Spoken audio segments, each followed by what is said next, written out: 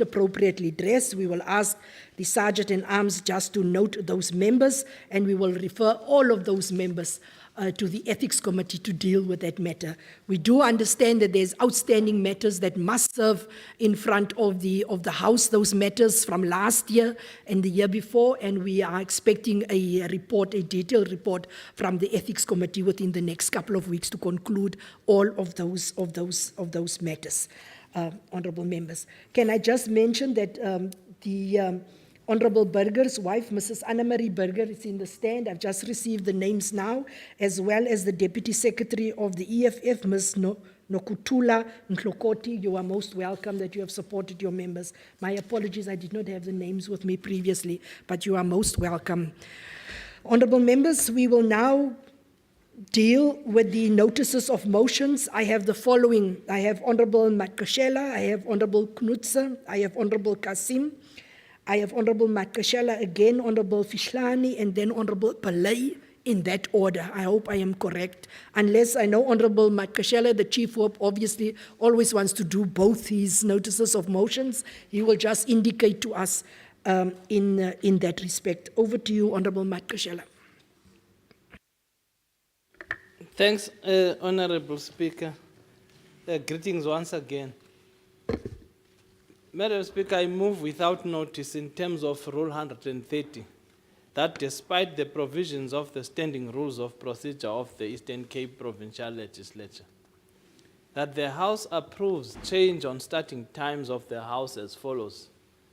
The 28th February 2023, the House starts at 10. Number 2, on the 2nd of March 2023, the House starts at 10. I so move. Thank you. Thank you, Honourable Chief Whip. I put the motion without notice. Agreed.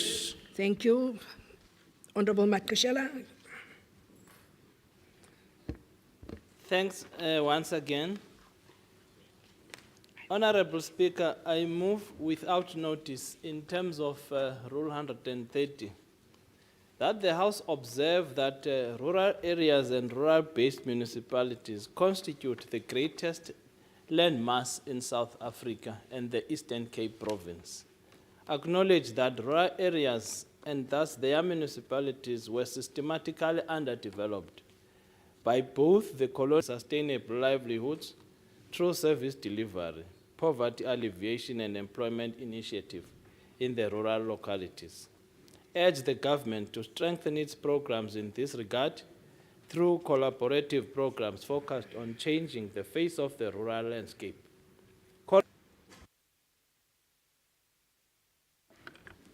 Thank you, Honourable Speaker. Motion without notice in terms of Rule 130 of the Standing Rules of Order.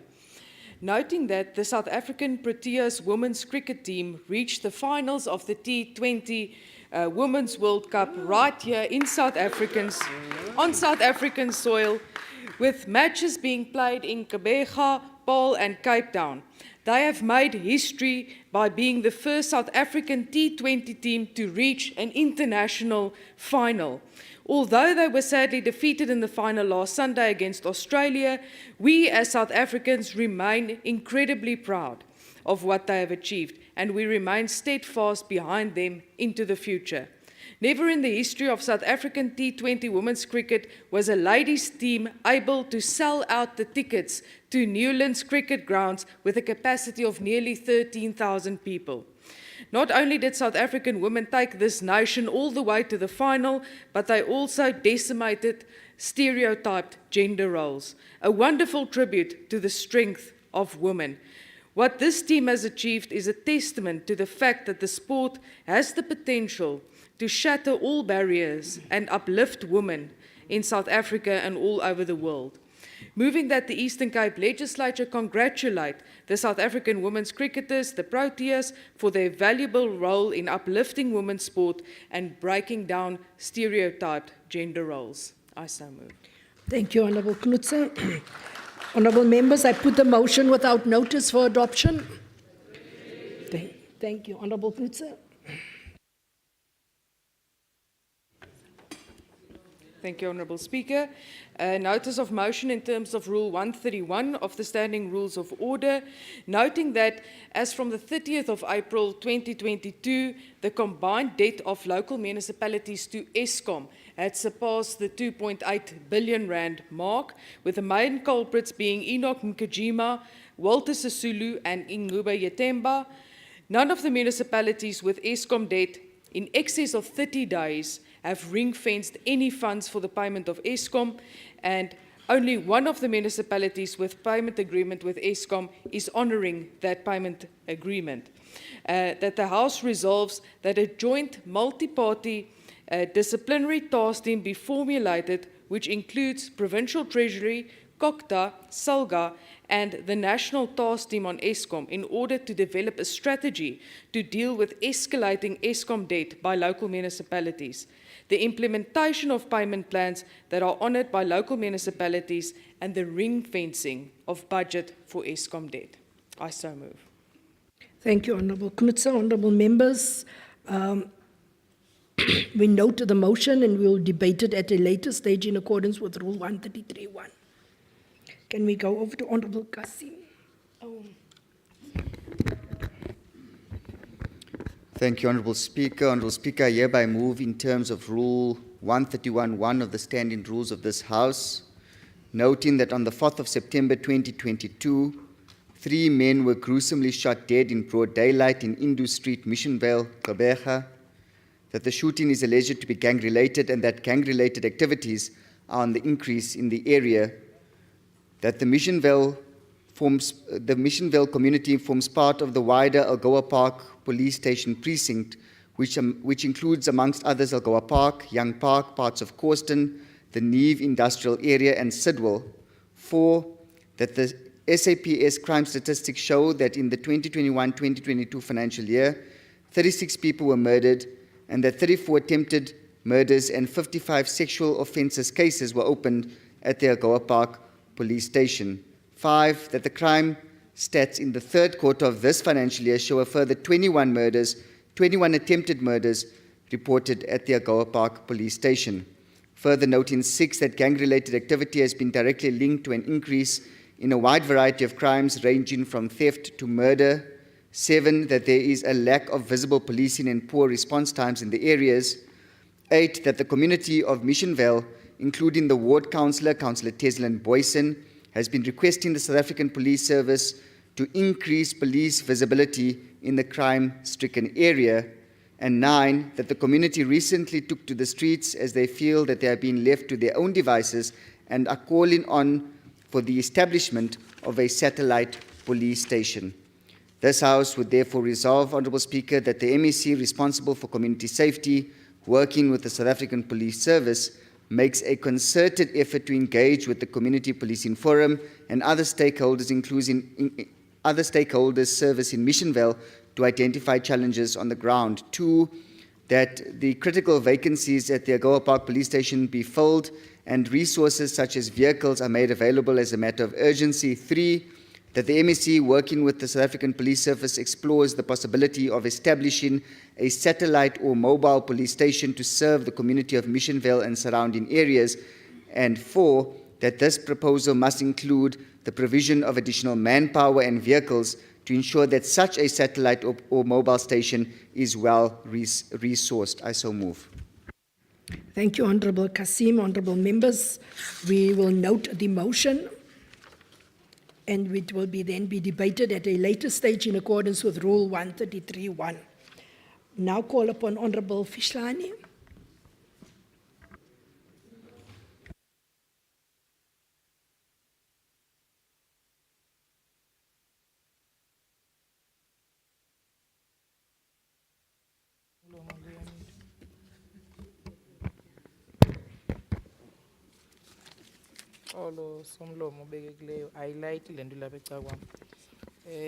I move without notice in terms of Rule 130.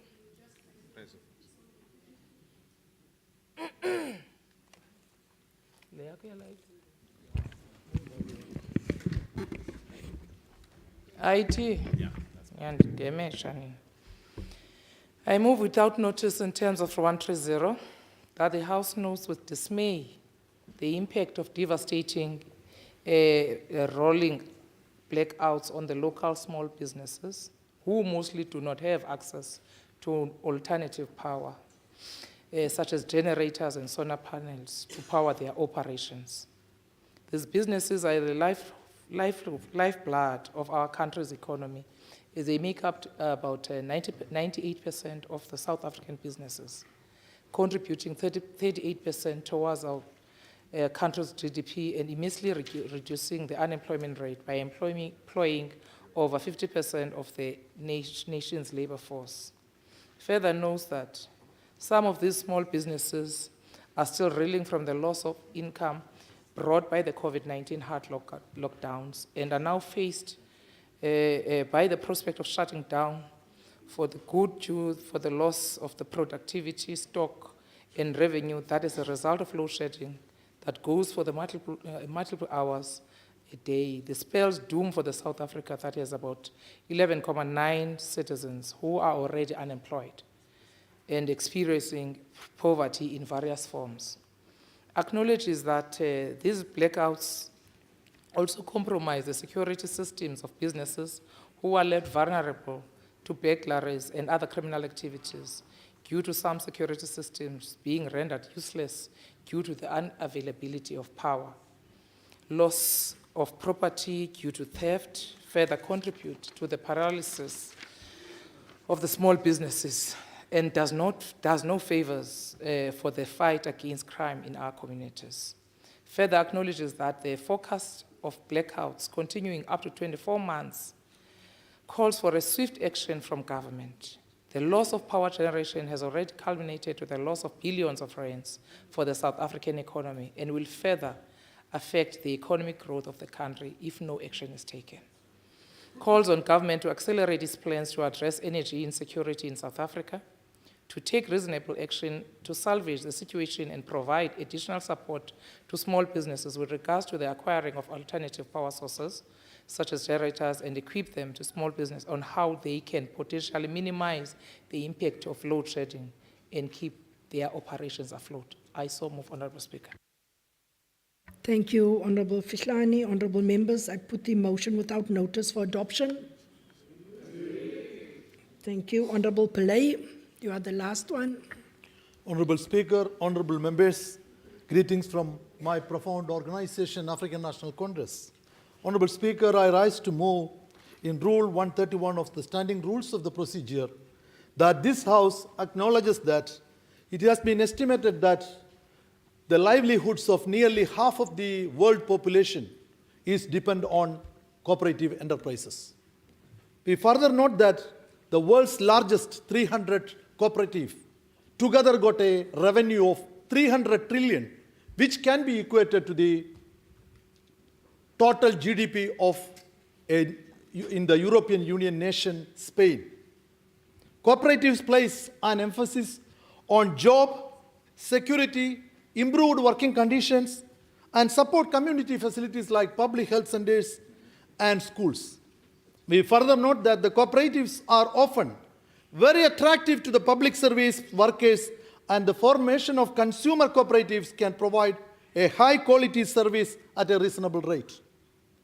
In the National Parliament, Honourable Speaker, on 26 June 2003, the Portfolio Committee of Trade and Industry on a broad-based economic empowerment bill recommended that the government should implement the broad-based Black economic empowerment strategy, which promotes the role of cooperatives and in achieving greater equity. The government's draft cooperative development strategy of 2003 identified that the various models of workers on cooperative formation in South Africa. Honourable Speaker, regrettably, from 2009 up to now, out of 22,030 cooperatives that were registered, only 2,644 are still running. This indicates 88% of the cooperatives are failed. Therefore, this House to resolve, the State Department should establish a worker cooperative support program mandated by various legislative structures. Government and its institutions must speed up the development of appropriate funding products for the promotion of the consumer cooperatives and other type of cooperatives.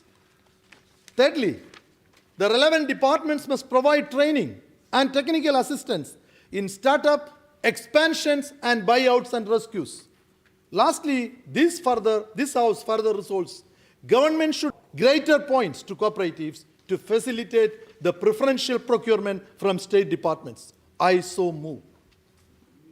Thank you, Honourable Pillay. Honourable members, we note the motion, the notice of motion, and the motion will then be debated at a later stage in accordance of Rule 133.1. I've just been made aware that Honourable Dial from the EFF has also got a notice of motion. Over to you, Honourable Dial. Thank you, Speaker. I rise on Rule 130. This year marks 10 years of our existence. The 26th July movement, the EFF was formed 10 years ago in 2013, when courageous women and men met in Gauteng, Uncle Tom's Hall, to heed the clarion call of what needs to be done, following on the footsteps of Russia's revolution led by Comrade Commissar Vladimir Lenin. We did so as fighters and as ground forces after realizing that the once mighty former liberation movement has deviated from its mandate of liberation of our people. Expropriation land and give it to its rightful owners, nationalize mines and other strategic sectors of our country, give our people free and quality education, free and quality health care. The people of this province, our forefathers fought 100 frontier wars and waged a bloody revolution against land dispossession. Those kings and chiefs, women and men inspired us to take forward the baton. It is indeed the EFF that brought the land question back on the table, and once more, the ANC as usual hijacked the process for electioneering and sold out thereafter. Commissar Vena, you are coming in this house when our people is faced with many challenges. The Eastern Cape is known as the province of cutting edge, a home of corruption, maladministration, and lawlessness. The province is on high almost everything: high employment rate, high crime rate, high on health negligence, ordinarily, and in a normal circumstances, a motion on a vote of no confidence, which has long been tabled by opposition against the Premier and the ANC government in this province. But understandably, we're living in abnormal times. The people of this province, quoting from the late Stephen Bantu Biko, "Black men, you are on your own," they are indeed on their own. They will have nobody else but themselves to blame if they will allow what is happening here to